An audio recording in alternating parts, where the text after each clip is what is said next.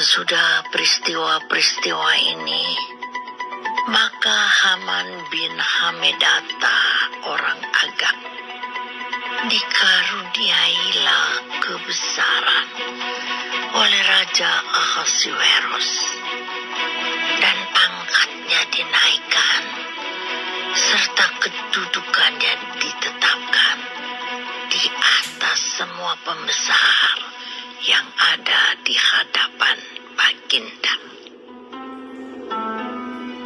Dan semua pegawai raja yang di pintu gerbang istana raja berlutut dan sujud kepada Haman, sebab demikianlah diperintahkan raja tentang dia. Tetapi Mordekai tidak berlutut dan tidak sujud. Maka para pegawai raja yang di pintu gerbang istana raja berkata kepada Mordekai, "Mengapa engkau melanggar perintah raja?"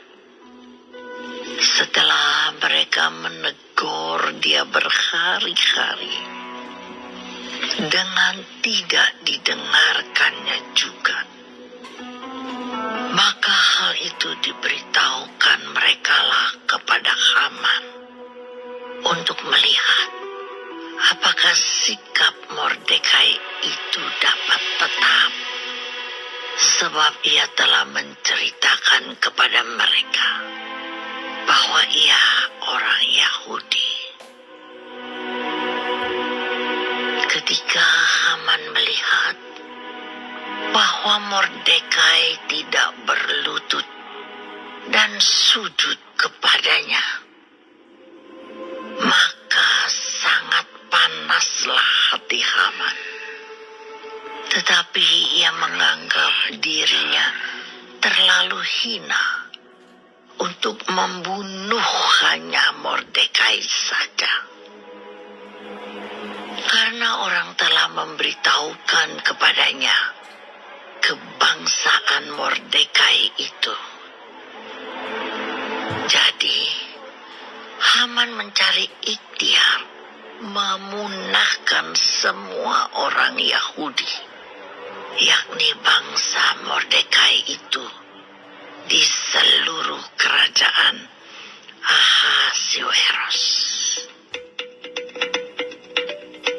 Dalam bulan pertama, yakni bulan Nisan, dalam tahun yang ke-12 zaman Raja Ahasuerus, orang membuang pur, yakni undi, di depan Haman hari demi hari dan bulan demi bulan, sampai jatuh pada bulan yang ke-12,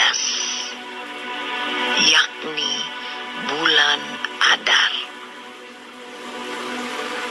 Maka sembah Haman kepada Raja Ahasuerus, Ada suatu bangsa yang hidup tercerai-berai dan terasing di antara bangsa-bangsa di dalam seluruh kerajaan Tuhanku.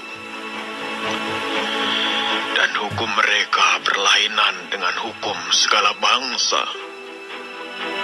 Dan hukum raja tidak dilakukan mereka, sehingga tidak patut bagi raja membiarkan mereka leluasa.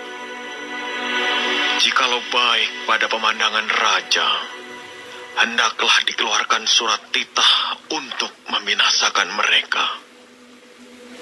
Maka hamba akan menimbang perak 10.000 talenta dan menyerahkannya kepada tangan para pejabat yang bersangkutan, supaya mereka memasukkannya ke dalam perbendaharaan raja. maka Raja mencabut cincin meterainya dari jarinya, lalu diserahkannya kepada Haman bin Hamedata, orang Agag, seteru orang Yahudi itu. raja kepada Haman.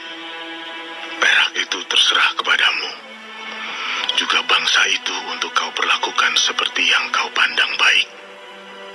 Maka dalam bulan yang pertama, pada hari yang ke-13, dipanggillah para panitera raja. Lalu, sesuai dengan segala yang diperintahkan Haman, ditulislah surat kepada wakil-wakil raja, kepada setiap bupati yang menguasai daerah, dan kepada setiap pembesar bangsa, yakni kepada tiap-tiap daerah menurut tulisannya, dan kepada tiap-tiap bangsa menurut bahasanya. Surat itu ditulis atas nama Raja Ahasuerus dan dimeterai dengan cincin meterai raja. Surat-surat itu dikirimkan dengan perantaraan pesuruh-pesuruh cepat ke segala daerah kerajaan, supaya dipunahkan, dibunuh, dan dibinasakan semua orang Yahudi, daripada yang muda sampai kepada yang tua, bahkan anak-anak dan perempuan-perempuan pada satu hari juga, pada tanggal 13 bulan yang ke-12, yakni bulan Adar, dan supaya dirampas harta milik mereka. Salinan surat itu harus diundangkan di dalam tiap-tiap daerah, lalu diumumkan kepada segala bangsa, supaya mereka bersiap-siap untuk hari itu. Maka dengan tergesa-gesa berangkatlah pesuruh-pesuruh cepat itu atas titah raja, dan undang-undang itu dikeluarkan di dalam benteng Susan. Sementara itu, raja serta Haman duduk minum-minum, tetapi kota Susan menjadi gempar.